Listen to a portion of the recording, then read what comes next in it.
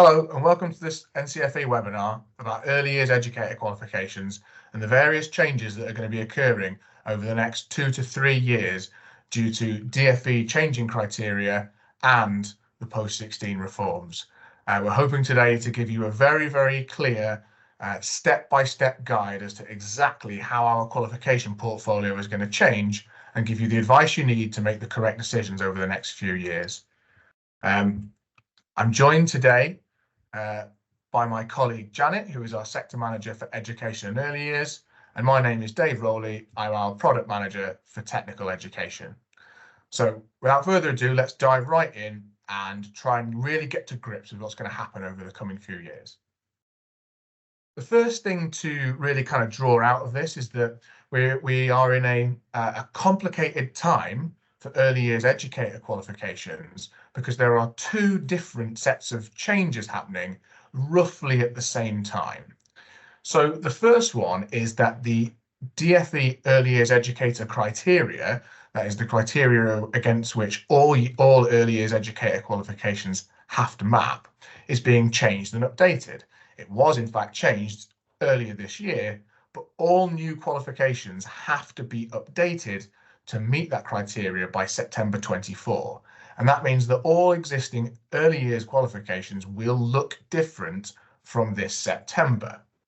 Now, that's not a big problem in and of itself, but many of you will also know that we are in a period of post-16 reforms being done by kind of jointly by the DFE and IFE, and the various dates at which changes have to be implemented there overlap in certain ways.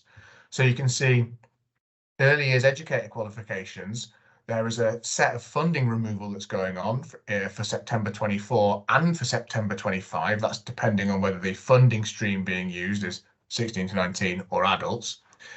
And also there will be new reformed qualifications launched in September 25. And that's not to say as well, the added confusion is, of course, that doesn't affect apprenticeships in any way. So what you can see is that we've got September 2024 and September 2025 being important dates for different reasons when either edited or new qualifications will be going live. So we're going to split this webinar into two pieces. The first will be getting under the skin of the actual changes of the early years criteria. What will these new qualifications look and feel like? And then the second part will be slowly breaking down step by step, year by year, what exact changes will providers see depending on what funding stream they may be using to deliver their early years qualifications. And then we can advise on exactly which new products to move your learners onto in order to create a kind of smooth transition. So as Janet is the expert in education early years, I shall hand over to her to give an overview of the new EYE criteria. Janet, tell me when you want me to move forward a slide each time as well. So I'll pop the first slide up. Thank you. That's great. So as David has said just then, there is so much going on in education and early years and so much information for us all to get our heads around, and we really do appreciate that. So we'll just take it nice and slow and look at all these different things sort of discreetly. And the first thing that I'd like us to consider is what exactly is this new DFE early years educator criteria? So from September 24, there will be the implementation of a new set of EYE criteria. And if you remember, this criteria will replace that was built in 2014, when all of those EYE qualifications suddenly appeared that met the early years educator criteria as determined by the Department for Education. So it's been a while, and in between 2014 and now, people have been using, so early years educators have been gaining full and relevant qualifications using those 6 criteria that we can see there in the first column. Now, let's just be clear that qualifications that have been achieved prior to September 2024 will remain full and relevant. Those students that might be in the first year of a 2-year programme will continue on that programme if it's over that 2024 benchmark when they go into their second year, and their qualifications will be full and relevant. So it's important to know that this is not something that's being applied retrospectively.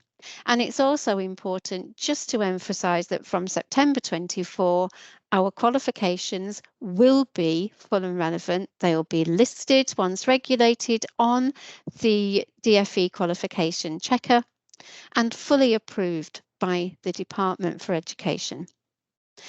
So you can see here quite clearly when you see the current and the new criteria side by side there, you can see quite clearly that a lot of things have remained on there. And of course, you would expect that. So supporting and promoting children's early education and development has been split. You can see now, number 1 on that second column, plan and provide effective early years education that enables children to progress and prepares them for school. And it's been categorised then into an understanding of child development, what to expect and when, curriculum, what we want children to learn, pedagogy, how we help children to learn, and the assessment processes involved for checking children's learning and development and monitoring progress. Supporting children with special educational needs and disabilities, SEND, I'm staying on that second column now, is something that's been brought out that we would have seen within and perhaps threaded throughout the original and current criteria to actually have its own criteria there. Safeguarding, health, well-being and safety. Working in partnership with key persons, colleagues, parents, carers, or other professionals and agencies, very similar to what we have there in 5 and 6. And then the reflection, the own role, the practice and development. So again, something that was threaded throughout that is now looking at the importance of being a reflective practitioner. So even though we have got something here that's quite similar, the way that things have been broken down in the new EYE criteria from September 24 actually requires significant change in terms of making sure that those new qualifications in 24 and 25 will be able to support students to be able to work to get that all-important license to practice. So that's why it's been important that we've incorporated those changes in our new qualifications moving forward. Thanks, David.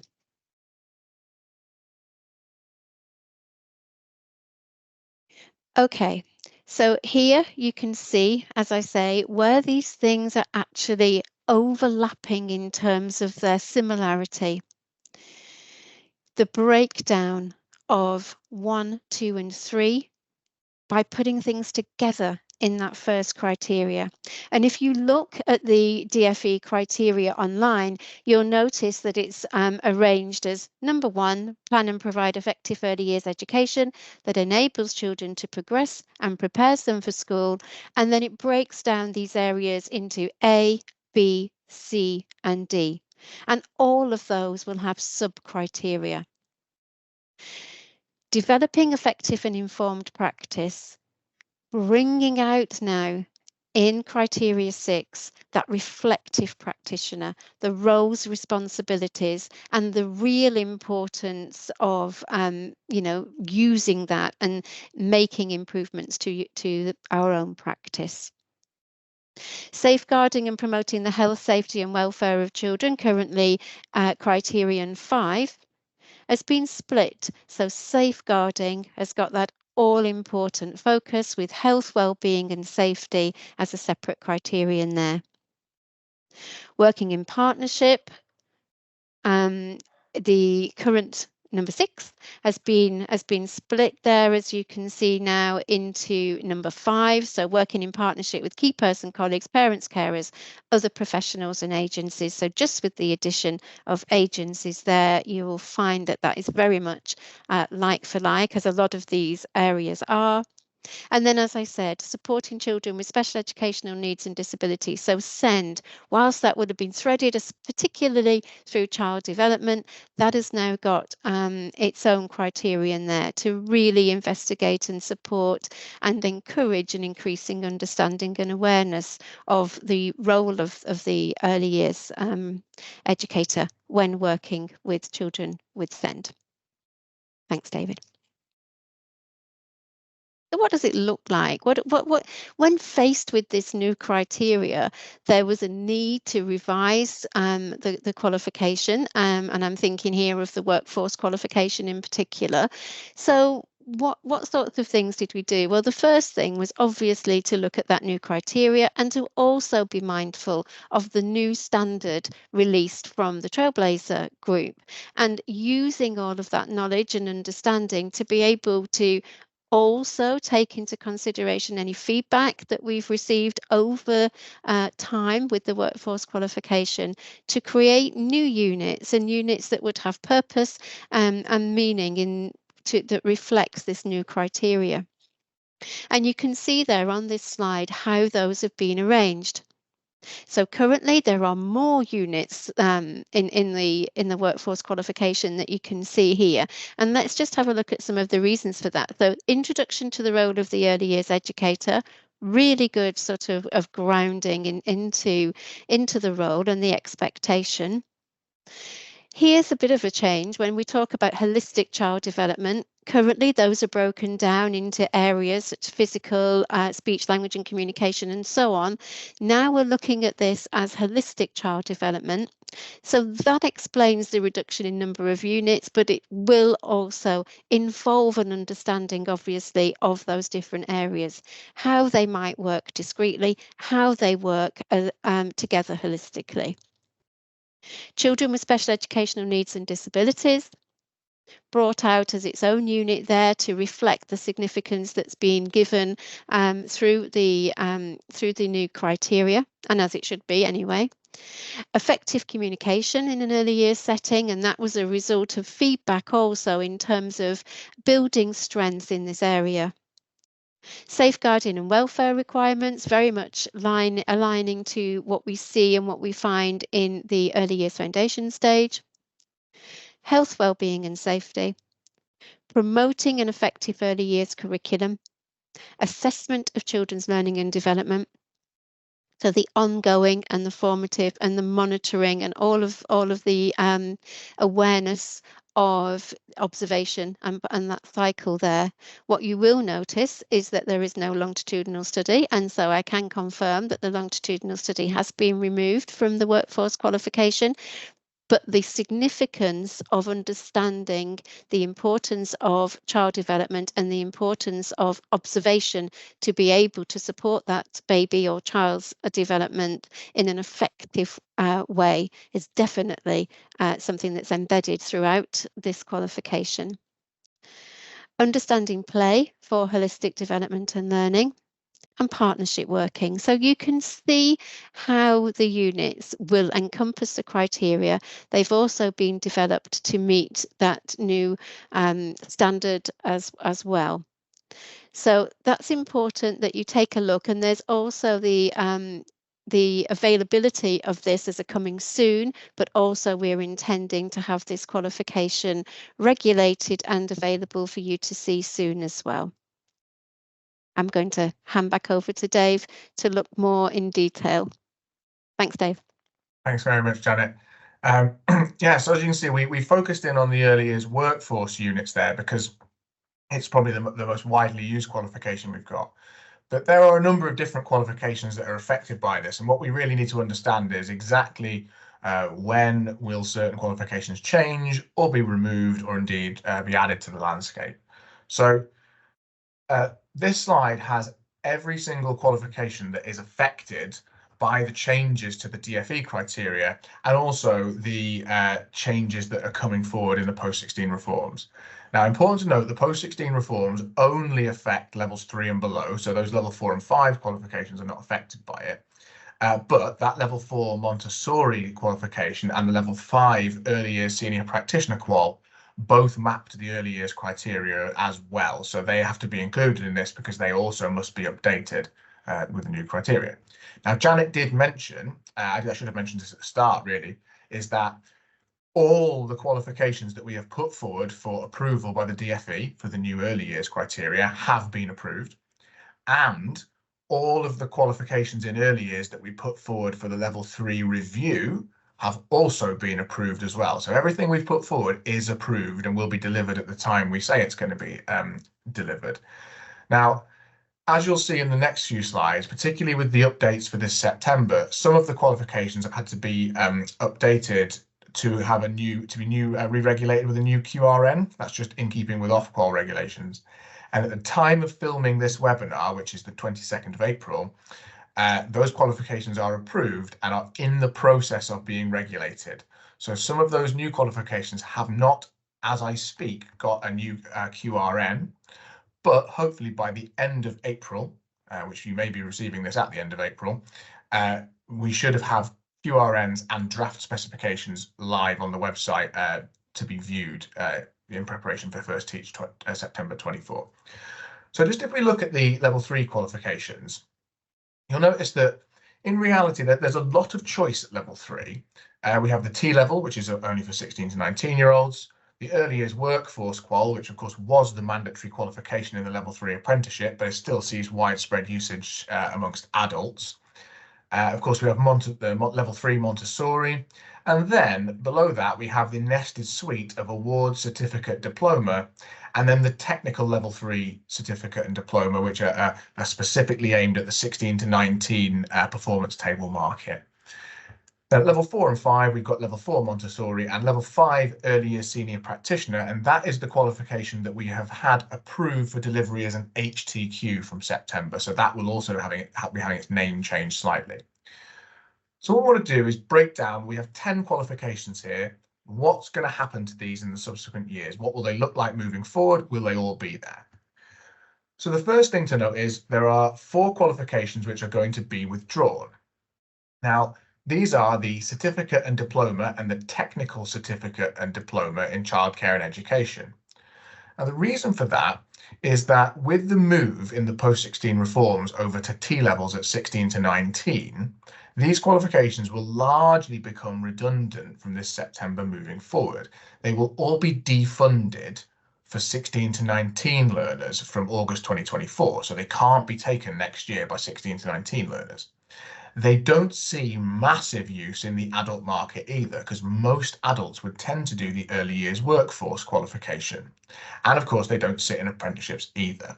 So with the landscape moving forward, particularly because of the reforms, we have not submitted these for any sort of approval with the new criteria. So they will be removed from circulation next year. Now, what that means is, of course, the operational end date is set for the 31st of August in 2024, but learners can still finish off once that registration date has passed. So the final certification date is not actually until August 2027.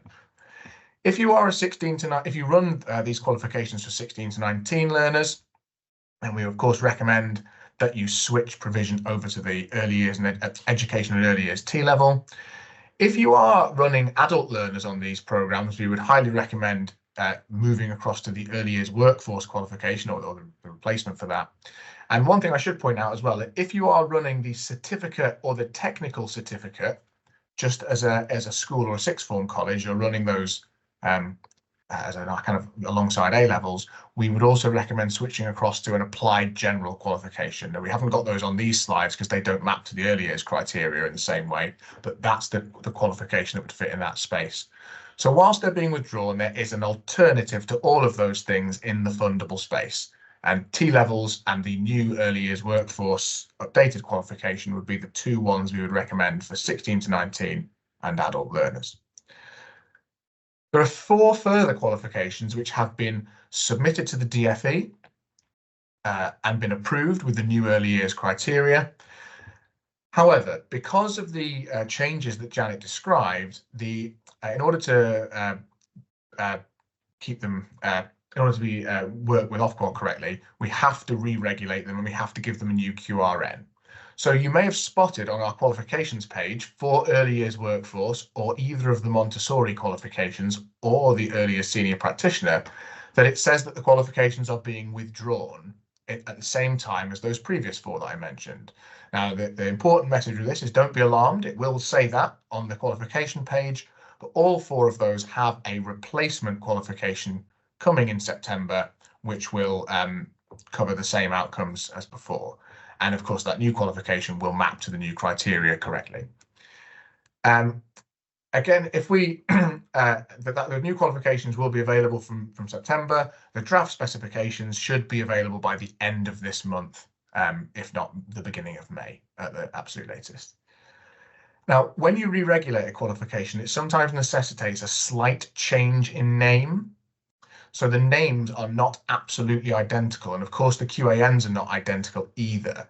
So just to be absolutely clear, these are those four qualifications, and you can keep this page as a reference for what you're looking for on our qualification page. But you'll notice that the names of the new qualifications are ever so slightly different in some cases. So the early years workforce qualification has had to be renamed working in the early years sector. So same thing really, but we're just slightly tweak it. The two Montessori qualifications look very, very similar, except the little dash there has been replaced with the word from. And the earlier senior practitioner will be an HTQ from September. So of course we have to have HTQ in the title of the qualification. As I've mentioned, the QRNs are, as at the time of filming this webinar, to be confirmed, but hopefully we should have those for you in a matter of a week or so, or 2 weeks. So again, that's the names of the qualifications you should be looking out for from this September if you run any of these qualifications. And again, it shouldn't be too difficult to find because a lot of the other ones we've previously withdrawn. And then I suppose finally, is anything not really changing? Well, the T-level, it would be wrong to say that the T-level in education in early years is not changing. Of course, it is changing. We're updating it so it meets the new EYE criteria. But the changes to the T-level have not been enough that it necessitated a new regulatory number. So what you will notice if you deliver a T-level is the content will change, the spec will be updated for this September, but the QRN, the number, will not change. And in terms of NCFE's approval processes, you won't have to add it through the portal and change the name of the qualification or anything. You'll just carry on as you always did. But you will notice that the spec will be slightly different. And the only thing to note is the level 3 award in childcare and education is a knowledge only qualification, and it's not affected by the DFE EYE criteria. Again, we're not withdrawing that qualification because whilst it obviously sits in a nested suite with a lot of the other ones that were being withdrawn, this actually sees quite a lot of use in the adult market. It's not only the T-level that this overlaps with, it's a much smaller qualification. So that will be live and not changing at all. Now, that's all it's quite information heavy. There's lots of names there. Probably a better way to look at this is try and plot this out on a timeline and say, well, actually, what do we do each year? Because as you've probably noticed, I've talked a lot here about what's going to happen in September 24. So as I said, in September 24, you might not need to worry. You might need to change your qualification slightly, or you might need to move from one to another. And as we summarize that for September 24, you can see either the qualifications being withdrawn, it's being updated with a new name / new QRN, it's being updated but the QRN isn't changing, or indeed it's unaffected. So again, if you're on any of these qualifications, you'll be needing to look to start delivering some of these. If you're on these, you'll need to look out for a new name. But this is all September 24. The added complication to this, because I imagine most people are thinking, okay, well, there's a bit of movement here and there. We maybe swap to a new qualification. That's this September. Well, how does the post-16 reform, how does that September 25 date come and affect these things? So here's the slight issue we have. In the post-16 reforms, there is a staggered set of defunding that's going to happen. In the world of early years, August 24 is when 16 to 19 defunding happens, and August 25 is when adult defunding happens. Now, if the adult funding is removed from everything in September 25, well, what do adults then do? Well, there will be new reformed level 3 qualifications for adults that are in early years that are fundable through the AEB budget. Of course, September 24, if you're a 16 to 19 learner, it's the T level. That's what you'll be studying. But the question might be, well, hang on, if we've done all these changes for September 24, and then there's something new happening in September 25, is that going to necessitate two changes? Well, if you're doing adult provision, the answer is yes, it will. But the September 25 transition will not be super complicated, and we'll sort of explain why that is later. And again, important to point out, the apprenticeship funding is not affected by the post-16 reforms at all. Everything that was previously funded through it can still be funded. So let's plot this out on a timeline for each exact type of learner. So if we're looking at the funding for level 3 qualifications for 16 to 19 learners, it's a fairly simple environment. From September 2024, everything is defunded, and it's just the early years and education T level that will be the study program of choice for colleges and training providers. It's the only method by which a 16 to 19-year-old could do a study program and get competence against the early years educator criteria. Of course, they could do an apprenticeship as well, but this is just the qualification space for level 3 study program funding. So again, not a massively complicated picture that. Where things become a little bit more complicated is the adult space. So we'll need to break this one down nice and slowly because that diagram probably looks pretty horrifying. So let's start with the easy bit. And just to be absolutely clear, this is provision that is funded through the adult education budget. That's the AEB budget, not apprenticeships, not 16 to 19, just adult skills funding. So the first thing is that level 3 award in childcare and education.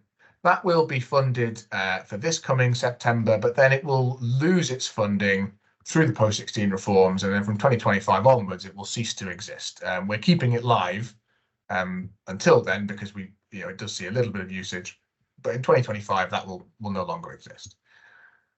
So then we think about, well, as an adult, what methods do level 3 qualifications, what methods do adults have for getting EYE competence via level 3? Well, there's two ways they can do it.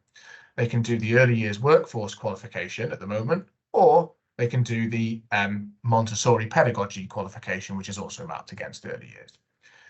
Now, from a couple of slides ago, you will have noted that in September 24, I told you that both of these qualifications were going to be updated and given a new name and a new QRN, and that is reflected here.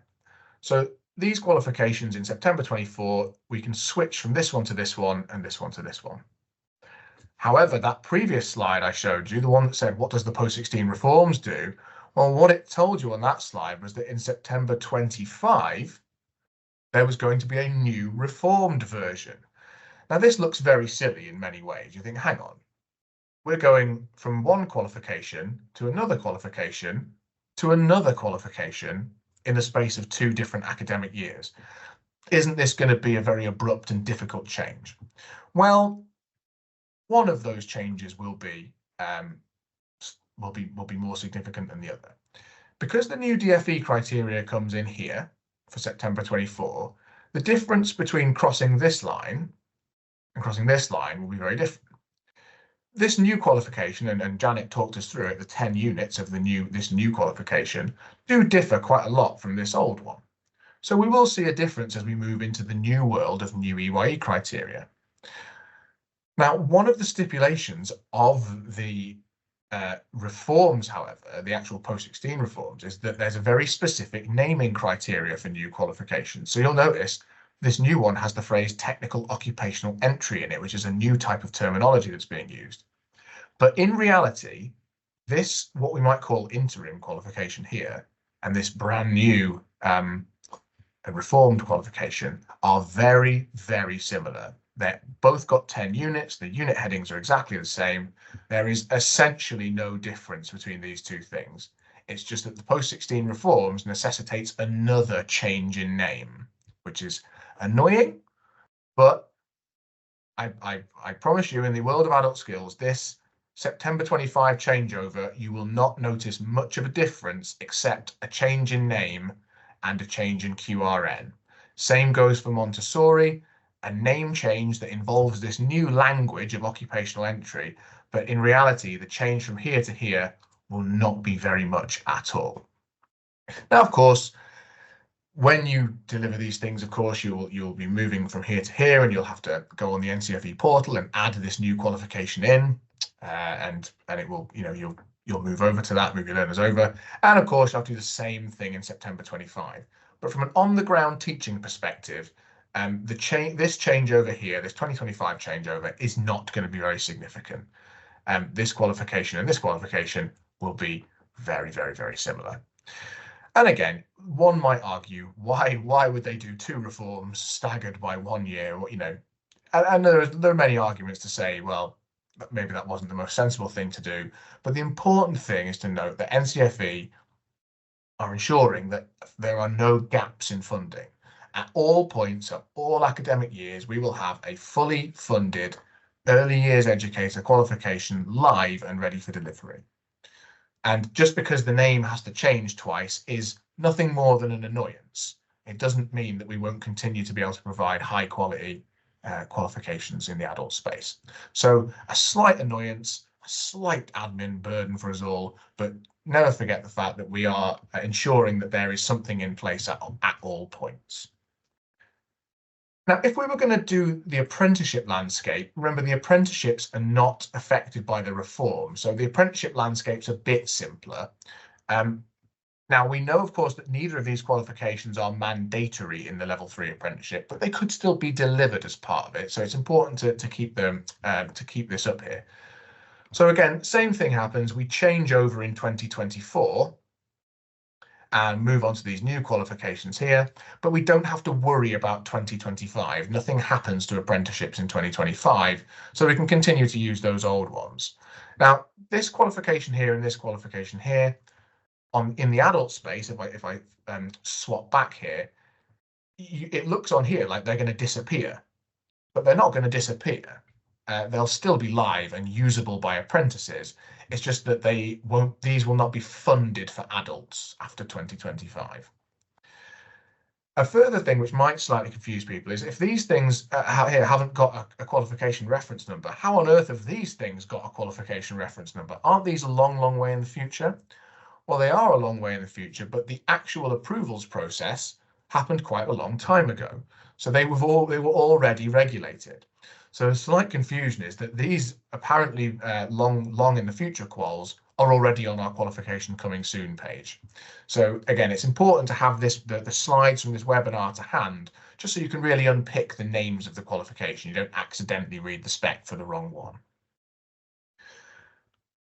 Importantly, with these apprenticeship qualifications, the minimum age for both of these is 16. So unlike the previous slide where we were talking about adult-only funding, these qualifications will be available for 16-year-old apprentices, not 16 to 19 study programs. And finally, anything at the higher levels, that's level 4 and 5. Again, the only important date is September 2024. The level 4 Montessori qualification will switch over to the newer version, which looks very, very similar. And I suppose the only thing to note is that the old, I use the word old, a bit harsh, the legacy early years senior practitioner qualification will gain HTQ status. And that means that, of course, it will match the new early years criteria, but it will also be fundable through higher education student finance as well as advanced learner loans. So that's the real difference, I suppose, that HTQs add on to it. It will, of course, have the kite mark and the approval from IFE as well. So it's all, there's a lot to take in there. There's a huge amount of information. Of course, the video, as you can see, is time-stamped, so you can skip from bit to bit to bit. But what we really want to ensure is that it will stay on the NCFE website as a kind of reference for people to flick back to. We won't be able to update the webinar as we know the new QRNs, but hopefully, in a number of weeks, we'll be able to tell you all those new QRNs. We'll be able to tell you the exact names of the titles. And of course, as I mentioned, help you to navigate these seemingly sort of annoying changes. But as you can see from our diagrams, there is no point at which there is a gap or a problem or an area that cannot be funded. There will always be a 16 to 19 early years educator option. There will always be an adult early years educator option. There will always be an apprenticeship early years educator option. And just to reiterate again, these qualifications are already approved by the DfE. Our reformed qualifications are already approved by IFE. So none of this is conjecture. It's all going to happen, and it's all going to happen in the order that we've set out in these slides. And I suppose one thing we'd just like to finish on is that, we're very, very keen, Janet and I and our colleagues as well, to get out there and speak to providers about this. I hope we've delivered this webinar in a logical format that sets it out. But I'm of course aware of the fact that there's lots of confusing terminology. It's very difficult to make sense of a lot of this information. So we are absolutely happy to be put in direct contact with you so we can book meetings in and chat through these reforms together, because we want to make sure that everyone has the information they need to make the decisions correctly as and when they turn up. So of course, Janet and mine and my email addresses are there. We are absolutely happy to be gotten in contact with, and we'd be more than happy to advise and help with anything you don't understand about the reforms.